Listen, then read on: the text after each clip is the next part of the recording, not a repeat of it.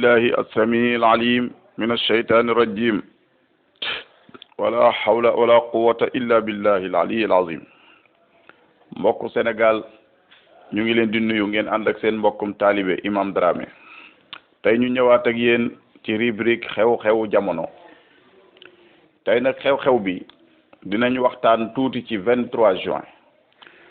waaw dinañ ci laal parce que actualité la mais dinañ wax tamit ci avenir u politique gu réew mi parce que loolu mooy li ëpp solo nag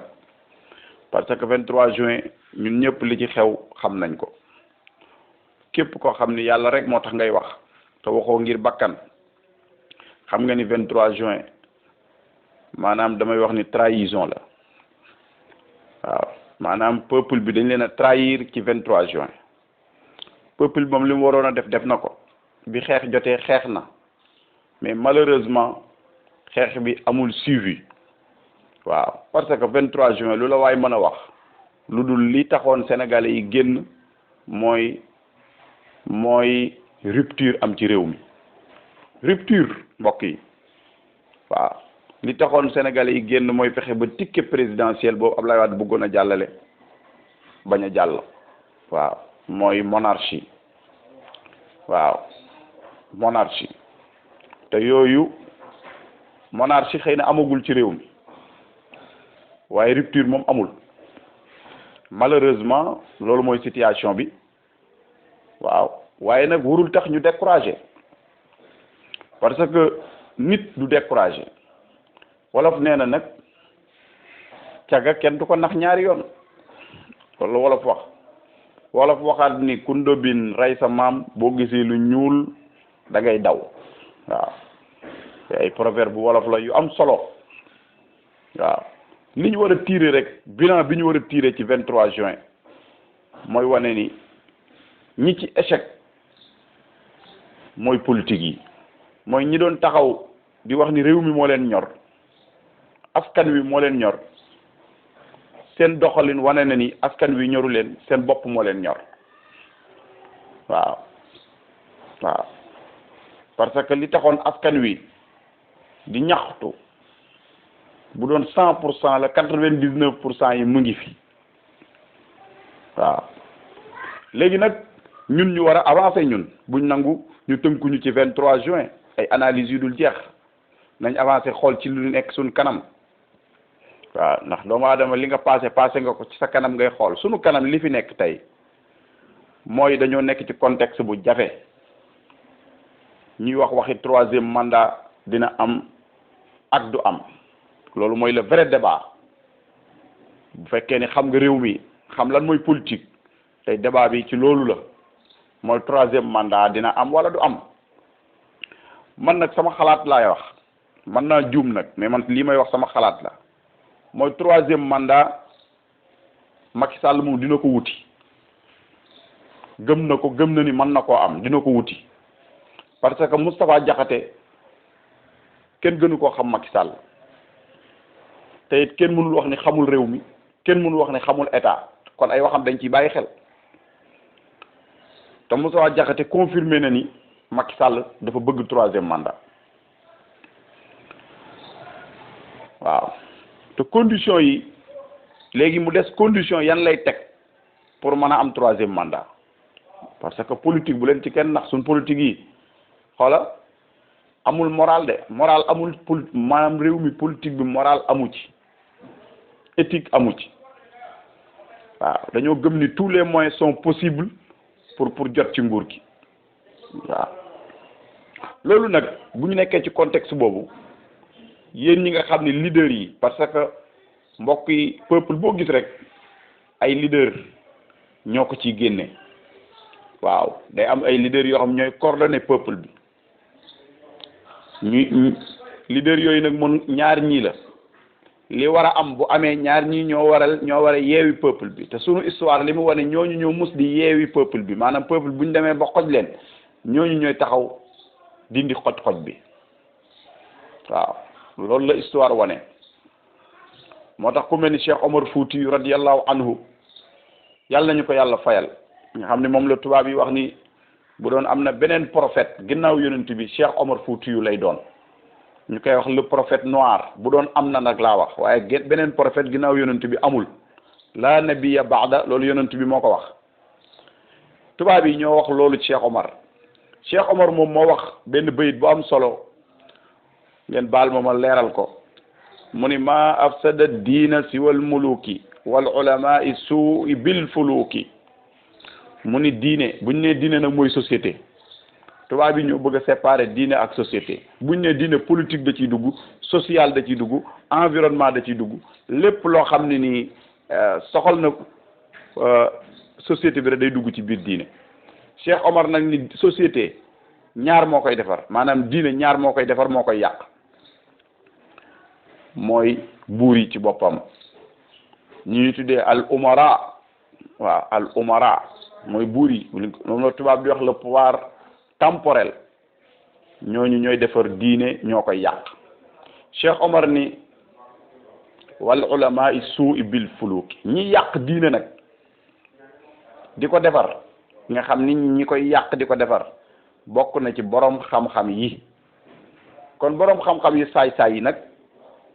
bu ñu àndee buur yi mën nañoo yàq diine loolu la Cheikh Alhaaji Omar Fouti yi bëgg a wax boo ko doon résumé mooy ñaari pouvoir yi ñooy defar ab société ñoo koy yàq mooy le pouvoir temporel et le pouvoir spirituel moo tax ku mel ni Sidi Lamine Niass bu ñu accès ci moment yi ci 23 juin il faut ñu fàttaliku ko li tax ñu koy fàttaliku du lim sant Niass ñun loolu intéressé wuñu mais taxawaay bi mu amoon en tant que Sidi Lamine réew mi jaral ko lu nekk mu jël dundam yëpp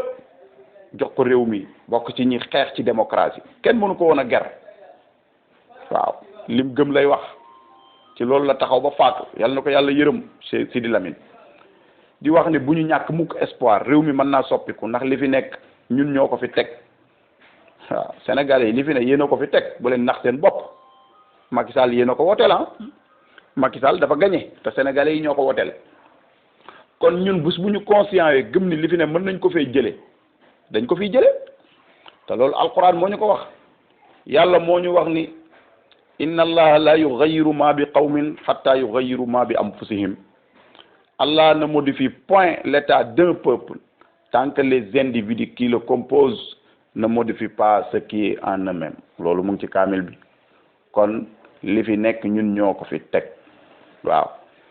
léegi nag li ñu war a tirer dëgg-dëgg ci 23 juin mooy biñ nangoo ni échec am na ci politique yi parce que rupture lañ doon xaar te amul li ñu jëm ci sunu kanam moo am solo ñuy wax 3e mandat mbokk yi parce que bu fekkee ni Macky Sall dafa bëgg 3e mandat nan la ñuy war a fexee ba bu demee ci 3e mandat bi du ko réussir parce que ku dégg wax yi te am xel xam ne loolu la gaa yi di wax te ñimeeguñ ko wax ci kaw askan wi bu leen kenn pousse ci violence parce que violence ak ay saaga mënu fay jële dara man loolu laa gëm violence ak xeex ak saaga mënu fay jële dara politique stratégie la ak méthode stratégie bi simple mooy leader yi def leen benn bloc créer bloc boo xam ni di ngeen mën a taxaw jàmmaarloog Macky Sall ci programme fexe Sénégalais yi jot seeni carte loolu mooy débat bi fichier bii ñu audit ko audit bu leer leader bu mel ni tey Ousmane Sonko Sénégalais yi am nañ ci yow yaakaar mais nag yow kese mënoo jël réew mi waaw réew mi boo ko bëggee jël di nga seeti ñi nga xam ni ay sénégalais lañ te bokkuñu Pastef ku mel ni Babacar Diop seen ànd farata la Barthélemy Diaz boo bëggee jël réew mi di nga ànd ak moom Thierno Alassane Sall soxla nga ko waaw parce que Idrissa Seck tey moo waroon a taxaw gëm boppam incarné loolu mais Idrissa Seck malheureusement kenn déggu ko kenn xamul ci lu mu nekk te sénégalais yi ñoom fi ne ci tourbillon lañ nekk xam nga tourbillon mooy kuy lab moom ku ñëw taxaw ci sa kanam rek da ngay jàpp ni boo jàppee ci moom mu sauvé la te peuple bi tey Ousmane Sonko lañ gis mu taxaw ci seen kanam loolu mooy dëgg te man mii di ko wax Ousmane Sonko intéressé wu ma de bis bu ma gisee ci moom lu ma war a critiquer kenn moomu ma fi laay taxaw wax ko mais taxawaay bi mu am mooy wane ni système bi moo am problème kon nañ fi jëlee système bi waaw fii dara lu fi impossible amul Sénégal yi bu ngeen bëggee changement da ngeen koy def li fi ne yéen a ko fi teg. Macky Sall bi muy jël réew mi bu leen naxante coup d'état wul forcé wul ba jël réew mi dafa dem ci ay élection sénégalais yi woteel ko xëy na nag teg na ay tactique ay tic-tac ak ay parrainage ak yooyu kenn mënatu cee nax kenn parce que buñ ci demee ku ne di nga xam noo ci taxawee. kon 23 juin sunu ginnaaw la nekk bu mu ñu tardeel nañ avancé jëm ci li nekk ci sunu kanam li nekk ci sunu kanam mooy réew mi dafa war a soppiku li koy soppi nag du ay saaga ak ay xeex ak xuloo li koy soppi mooy méthode ak stratégie parce que Macky Sall mii dafa def méthode ak stratégie profité ci benn contexte ba jël réew mi man loolu laa gëm te sénégalais yi ñoo ko fal te biñ koy fal xamoon nañ ni mu ngi woon ci système bi kon sénégalais yi tamit il faut ñu xam liñ bëgg parce que li am ci réew mi ñun sénégalais yi dañ ci am responsabilité buñ ko jiñ politique yi rek de buñ lu xew ñu bugg ko jiñ politique yi réew mi li fi yàqu peuple bi dañ ci am responsabilité il faut ñu reconnaître loolu parce que peuple bi boo leen joxee saako ceeb ñu fàtte yàlla fàtte yonent bi fàtte seeni conviction peuple bu mel noonu nag il faut ñu yee leen bañ xam ni mbir mi li xew bu dara amee bala ngay interroger kenn da ngay interroger sa bopp man tey jàpp naa ni li am ci réew mi maa ci ëpp responsabilité kon Ousmane Sonko demal nga seeti jeunesse bi maanaam ñi nga xam ni ñu ngi ci ay leader lañ ñu mel ay Thierno Bocoum